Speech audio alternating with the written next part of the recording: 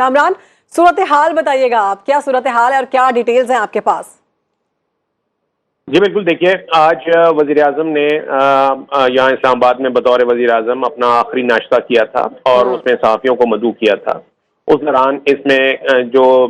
Senior صحافی تھے ان سے سوال و جواب کا سیشن ہوا۔ اس دوران یہ جو نگران وزیر اعظم والا معاملہ تھا اس کے اوپر بھی سوالات ہوئے اور انہوں نے وزیر اعظم نے بتایا کہ بھائی اس میں پریشانی کیا ہے، میں آج یا کل میں یہ معاملہ جو ہے وہ ہو جائے گا۔ تو اس پہ یعنی انہوں نے اندیات دے دیا تھا کہ آج ہی یہ معاملہ جو ہے وہ ہو جائے گا۔ انہوں نے کہا کہ جی آج ہی راجہ ریاض سے ایک ملاقات ہے اور اس کے بعد یہ معاملہ جو ہے وہ حل ہو جائے گا۔ اور اس کے بعد پھر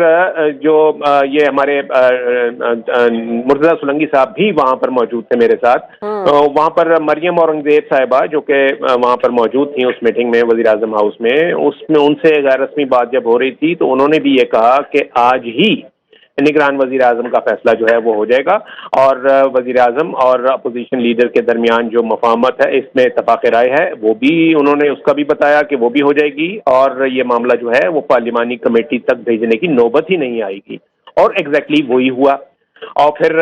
مرتضیٰ سولنگی صاحب نے اس کا جو نگران وزیر اعظم میں جو نئی دوڑ میں شامل ہو رہے تھے انوار اللہ کاکڑ صاحب، ان کا بھی نام جو ہے وہ دے دیا اور ہمارے سنو نیوز کو یہ کریڈٹ ملا کہ ہم نے جہاں اتنے نام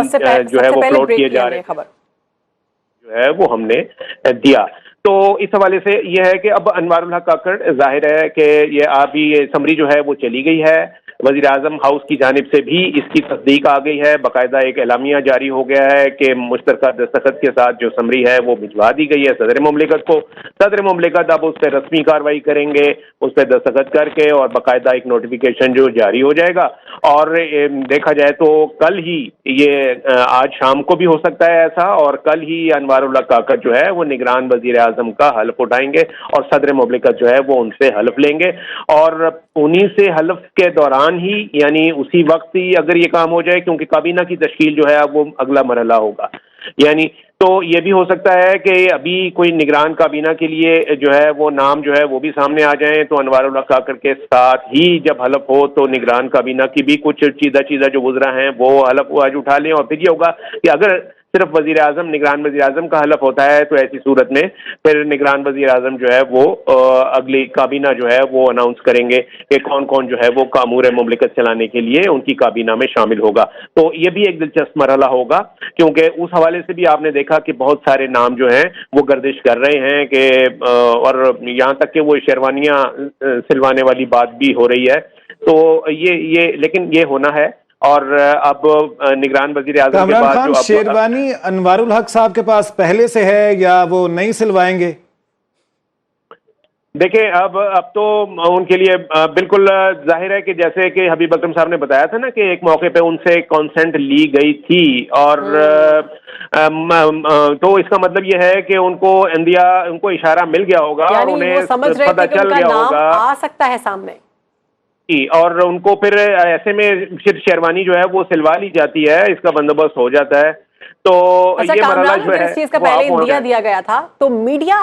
سے کیسے یہ نام چھپا رہا؟ کیونکہ میڈیا چینلز میں تو یہ نام آیا ہی نہیں۔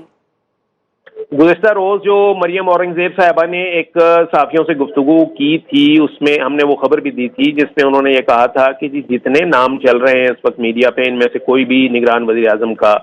جو ہے نا وہ امیدوار ضرور ہو سکتا ہے، لیکن ان میں سے ہے کوئی نہیں نگران وزیر اعظم۔ یہ انہوں نے بڑی بات بتا دی تھی۔ انہوں نے کامران خان سب سے چھپا رہا اور میڈیا سے یہ اس کی آنکھ سے یہ اوجل رہا، لیکن سنو نیوز سے یہ اوجل نہیں رہا۔ سنو نیوز نے سب سے پہلے یہ نام بتا دیا تھا، مرتضیٰ سولنگی صاحب نے یہ نام لے لیا تھا۔ اگر آپ غیر جانبدار اور بے لاگ تجزیوں اور تبصروں میں دلچسپی رکھتے ہیں تو ابھی سنو نیوز کا یوٹیوب چینل سبسکرائب کریں اور بیل آئیکن پر کلک کریں۔